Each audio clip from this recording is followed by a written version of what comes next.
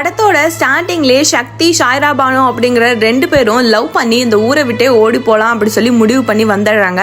அவனோட ஃப்ரெண்டுக்கு கால் பண்ணி பார்க்குறாங்க. பட் அவன் எடுக்கவே இல்லை.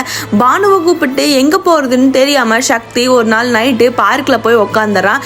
கரெக்டாக அந்த டைமில் அவன் ஃப்ரெண்டு கால் பண்ணதும் சரி இருங்க வரேன் அப்படிங்கிற மாதிரி 2 பேர்த்தையும் வந்து அவங்களோட வீட்டுக்கு வந்து கூட்டிகிட்டு போகிறான். இப்படி சக்தி கூட அவனோட ஃப்ரெண்டு பேசிட்டு இருக்கப்பவே ஃப்ரெண்டோட ஒய்ஃபும் வந்துடுறாங்க. சக்தியை பார்க்குற வரைக்கும் நல்லா தான் இருந்திருப்பாங்க. பட் பானுவை பார்த்து முஸ்லிமா அப்படி சொல்லி கேட்டு ரொம்ப பயங்கரமாக பிரச்சனை பண்ண ஆரம்பிக்கிறாங்க.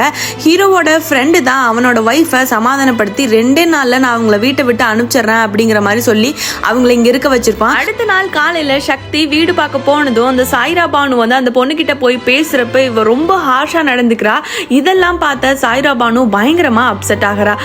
அதே சைடு சக்தி வீடு பார்க்க போன இடத்துல சக்தியை பார்த்துட்டு ரொம்ப நல்ல பையனா இருக்கான் அப்படி சொல்லிட்டு ஹவுஸ் ஓனருமே நாளைக்கே உன்னோட ஒய்ஃபை கூப்பிட்டு வந்துரு அப்படிங்கிற மாதிரி சொல்றாங்க.